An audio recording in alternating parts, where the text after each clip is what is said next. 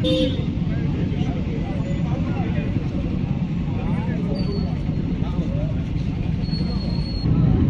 కళ్ళు కనిపించిన కబోదులు, 4.5 సంవత్సరం అసలు ఇక్కడ ఉన్నారా లేదా తెలియని కబోదులు గత 2 నెలల నుంచి తిరుగుతూ ఏదేదో మాట్లాడుతూ ఉన్నారు. ఏమని మాట్లాడుతూ ఉన్నారు? నిన్న మొన్న చూశాను. వ్యాపారస్తులు అంటే స్వేచ్ఛగా ఉండాలి. ఈరోజు మళ్ళీ అడుగుతున్న నెల్లూరు నగరంలో అనిల్ కుమార్ యాదవ్ ఎమ్మెల్యే అయిన తర్వాత, వైఎస్ఆర్ కాంగ్రెస్ పార్టీ ప్రభుత్వం వచ్చిన తర్వాత ఏ వ్యాపారస్తుడి మీదకైనా కానీ ఏ వ్యాపార జోలికైనా బెదిరింపు జరిగిందని అడుగుతున్నా. ఈరోజు ఒకటి అడుగుతా ఉన్నా, నువ్వు మంత్రిగా ఉన్నప్పుడు నీ స్కూల్స్ ని అభివృద్ధి చేసుకునే దానికి చిన్న చిన్న స్కూల్స్ ని తొక్కివేసింది నువ్వు కాదా? గతంలో నీకు కాంపిటేటర్ అయిన శ్రీ చైతన్య వాళ్ళు నీ స్కూల్ నుంచి 3 పిల్లలను తీసుకొస్తే ఆ ఏజీఎం మీద కేసు పెట్టి నెల్లూరు స్టేషన్లన్నీ తిప్పింది మీరు కాదా? గతంలో 10 సంవత్సరాల క్రితం మీ దగ్గర నుంచి ఒక లెక్చరర్ వెళ్ళిపోతే ఆ లెక్చర్ ని కొట్టి చంపేసి కేసు మాఫీ చేసుకుంది మీరు కాదా? ఇవన్నీ ఎదవగా చేష్టాలు, వైట్ కాలర్ మాఫియాను, వైట్ కాలర్ స్కాములు చేసింది మీరు. అధికారాన్ని అడ్డుపెట్టుకొని నెల్లూరు నగరంలో ఎన్ని చిన్న స్కూల్స్ మీ స్కూల్స్ వల్ల బలైపోయినాయి.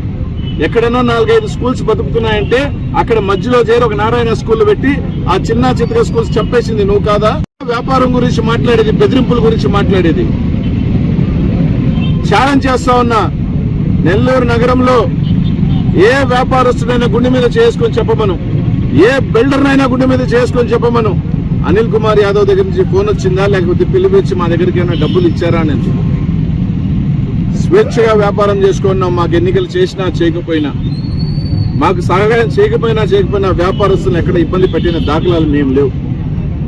4.5 సంవత్సరం అసలు ఎవరు ఉన్నారు లేదో ఏదో చెప్తున్నాడు, మాట ఇస్తున్నానంట. నీ మాట ఏంటి? కరోనాలో దాదాపు 2 ఎండాకాలాలు ఉన్నాయి, 2 సంవత్సరాలు. అసలు ఉన్నావా? వెంకటేశ్వరం ఈ ప్రాంతం సంతపేటంతా వరదలు వచ్చినాయి. కనీసం తొంగి చూసావా? కనీసం వచ్చావా? కనీసం ఉన్నావా? ఈ రోజు వచ్చి ఎలక్షన్లు వచ్చేతలకి నేనున్నా ఎన్నికలు అయిపోయిన తర్వాత ఓడిపోయిన తర్వాత సున్నా చుట్టూ వెళ్ళిపోతావు. ఇది నీ పరిస్థితి. అరే నీ తిరిగే కాలేజ్ మాట్లాడుతున్న నాయకులు ఒక్కటే అడుగుతా ఉన్నా, రే మీ కడుపుకి అన్నం తినేవాడు నారాయణ గొప్పగా పొగిడేవాడికి అడుగుతున్నా. ఒక నాయకుడు బిడ్డ నారాయణ కాలేజీలో చదివింది మెడికల్. 5 మంది ఆడబిడ్డలు చనిపోతే కనీసం చూడాలో అక్కడే ఉండి ఆ ప్రాంతంలో ఉండి. అంటే మన బిడ్డలైతే ఒప్పుకుంటామా? మన బిడ్డలైతే అవతల ఎదవని అట్టే పొగుడతామా?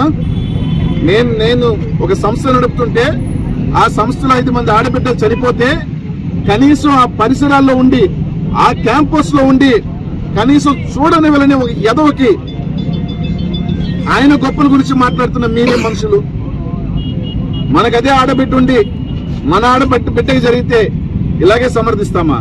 ఈ రాష్ట్రంలో ఉన్న మెడికల్ కాలేజీలో ఏ కాలేజీలో కూడా చనిపోని ఎంతమంది ఆడబిడ్డలు ఒక నారాయణ మెడికల్ కాలేజీలోని ఎందుకు చనిపోతున్నారని అడుగుతున్నా. సమాధానం చెప్పండి. అడుగుతున్నా. గత 10 సంవత్సరాలుగా 15-16 మెడికల్ కాలేజీలు ఉన్నాయి. ఏ మెడికల్ కాలేజీలోనే 4-5 ఆడబిడ్డలు చనిపోయారా? ఎక్కడా లేదు. సరే చనిపోతే కనీసం మంత్రిగా ఉన్నాడు, అదే కాంపౌండ్ లో చనిపోయింది, పోయి చూసాడా? లేదు. ఇట్లాంటి వెధవలు ఈరోజు తిరుగుతూ నా గురించి మాట్లాడతారు. కక్ష సాధింపు గురించి మీరు మాట్లాడతారా? అనిల్ కుమార్ యాదవ్ మీద ఒక దొంగ కేసు పెట్టించి రాష్ట్రం అంతా భ్రష్టు పట్టించాల్సింది చూసిన చరిత్ర మీది. ఆఖరికి కేసు కూడా పెట్టుకోలేకపోయారు. మీ ప్రభుత్వంలో నా మీద కేసు కూడా పెట్టుకోలేకపోయి కానీ బుర్రైతే చెల్లి దాన్నే మాట్లాడుకుంటుంటారు మీ ప్యాకేజ్ నాయకులు. మీరు తిరిగి నేను వస్తా, నేను ఉద్ధరిస్తా. 4.5 సంవత్సరం ఓడిపోతే కనిపిల్లా. ఒక్కటి అడుగుతున్నా, నీ వయసు 70, ఒళ్ళంతా జబ్బులు, 15 రోజులకి ఏఐజీకి పోవాలి నువ్వు ట్రీట్మెంట్కి. ఈయన మాట ఇస్తా అంట, ఉంటాడంట. 70 కింద కటింగు.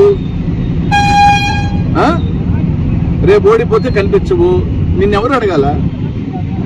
ఎవరిని అడగాలనుకుంటా? నువ్వు ఎన్టీఎం ఇచ్చిన 10,000 ఇచ్చి జీతం ఇచ్చి తిప్పుతున్నా ఎన్టీఎం అడగాల సమస్య వస్తే? లేకపోతే నీ నేరుగా నీ ఇంటికి వచ్చి కలిసే, ఈ రోజుకైనా ఏదైనా కార్యకర్తకి నేరుగా నిన్ను వచ్చి కలిసే అవకాశం ఉందా? నాయకులకు ఉందని అడుగుతున్న కార్యకర్తలు దేవుడు ఎరుగు. అరే నీ చరిత్ర, చిన్న స్కూళ్ళు చంపటం.